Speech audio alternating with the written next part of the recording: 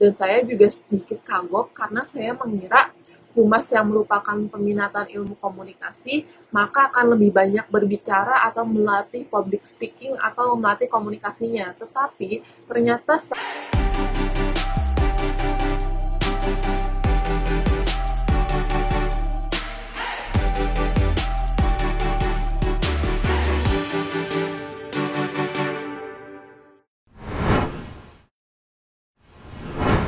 halo semuanya, perkenalkan ya, nama saya Yovania Asyifa Jami. Saya biasa dipanggil Yova. Saat ini saya sedang menempuh pendidikan di Universitas Indonesia, Fakultas Vokasi, jurusan Hubungan Masyarakat, angkatan 2020 dan sedang berada di semester 2. Pada tahun 2020, saya berhasil masuk UI lewat jalur SIMAK. Untuk program vokasi sendiri, memang jalur yang tersedia hanya jalur mandiri, yaitu PPKB dan SIMAK. PPKB merupakan jalur yang menggunakan nilai rapot serta esai, dan yang kedua ada SIMAK, yaitu jalur mandiri UI yang menggunakan tes online sebagai tolak ukur kelulusan serta pertimbangan dari nilai rapot. Nah, alasan saya memilih jurusan hubungan masyarakat karena saya merupakan pribadi yang komunikatif. Saya gemar berkomunikasi dan tampil di depan umum. Hubungan masyarakat merupakan jurusan turunan dari ilmu komunikasi. Maka dari itu, saya yakin saya mampu menjalani perkuliahan di Humas dengan baik karena sesuai dengan minat dan bakat yang saya miliki. Selain itu, saya juga kelak ingin menjadi pahlawan dalam menjaga citra dan reputasi perusahaan ataupun organisasi layaknya tugas utama seorang humas. Menjadi praktisi komunikasi merupakan impian terbesar saya saat ini. Saya harap dengan menempuh pendidikan di jurusan hubungan masyarakat dapat mewujudkan impian saya. Nah, akreditasi vokasi Humas UI sudah mendapatkan nilai terbaik, yaitu A, dari Badan Akreditasi Nasional Perguruan Tinggi Negeri. Kalau saya pribadi, biaya hidup saya saat sedang kuliah itu sekitar 3-3,5 juta per bulan. Tergantung di bulan itu saya ada pengeluaran biaya yang tak terduga atau semacamnya. Tapi tidak menutup kemungkinan saya juga pernah mengeluarkan per bulan itu hanya 1,5 juta per bulan. Karena pengeluaran di bulan itu tidak terlalu banyak. Materi kuliah sangat beragam.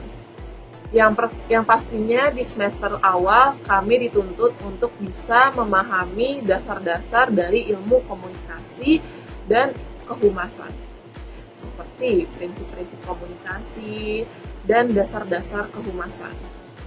Di semester 2, kami mempelajari hal-hal yang lebih spesifik atau lebih peminatan kembali, seperti kehumasan siber, kehumasan digital, relasi media, dan relasi pemerintahan. Bahkan kami juga dituntut untuk bisa menyelenggarakan event di mata kuliah pengelolaan proyek dan ajang khusus. Ada juga mata kuliah produksi visual humas, di mana kami dituntut untuk dapat mendesain logo hingga website suatu perusahaan. Secara keseluruhan, menurut saya materinya sangat seru dan tidak membosankan. Nah, materi-materi ini akan dipelajari di semester 1 sampai 5. Di semester 6, kami akan diberikan waktu untuk fokus terhadap magang dan menyelesaikan tugas akhir. Karena saya merupakan fakultas vokasi, jadi memang kuliahnya hanya 3 tahun. Untuk penilaiannya sendiri, menurut saya mudah. Asalkan dari pribadinya sendiri, rajin mengerjakan seluruh tugas dan tidak macam-macam terhadap dosen. Dijamin deh, kalau misalnya kalian selalu ngerjain tugas dan baik ke dosen, pasti nilai kalian dijamin aman. Jangan lupa juga ya buat aktif itu akan menjadi nilai plus juga. Selain aktif, yang paling penting itu adalah rajin masuk kelas. Biasanya setiap dosen memberikan jatah bolos kelas 4 pertemuan setiap semesternya. Jadi setiap semester ada 4 jatah bolos. Hal tersebut bisa diterapkan. Kalau misalnya hal tersebut bisa diterapkan, nilai cum laude udah pasti di genggaman deh pokoknya. Vokasi hubungan masyarakat sendiri sudah merupakan peminatan dari ilmu komunikasi. Bahkan tadinya bergabung dengan FISIP di FISIP komunikasi, dan sekarang sudah menjadi bagian sendiri di Fakultas Vokasi. Jadi tidak ada peminatan kembali karena Humas sendiri sudah merupakan peminatan dari ilmu komunikasi.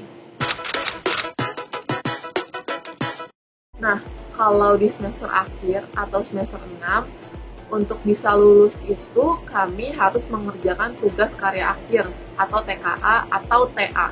TKA atau TA sendiri itu seperti apa yang telah kita kerjakan di perusahaan atau agensi saat kami magang di semester 6, atau inovasi apa yang kami miliki dan diaplikasikan ke mereka, yaitu perusahaan atau agensinya sendiri.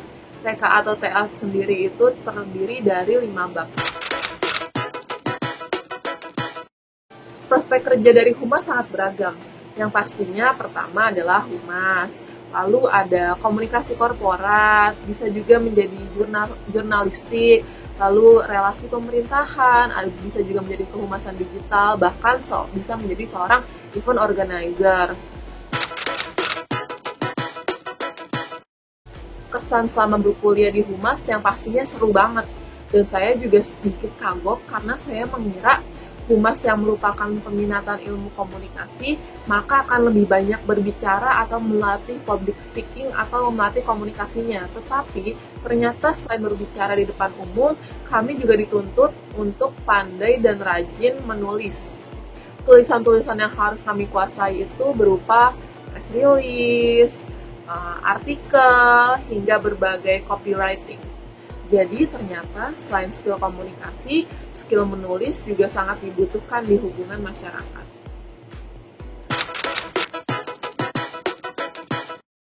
Nah, bagi teman-teman yang ingin masuk ke jurusan hubungan masyarakat, seperti yang sudah saya sampaikan tadi atau sudah saya katakan sebelumnya, jangan lupa untuk mengasah skill menulis ya, dan hindari mager.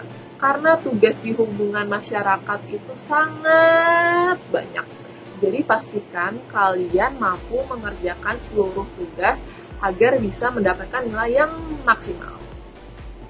Nah, usahakan juga untuk aktif, baik aktif bertanya maupun aktif memberikan pendapat.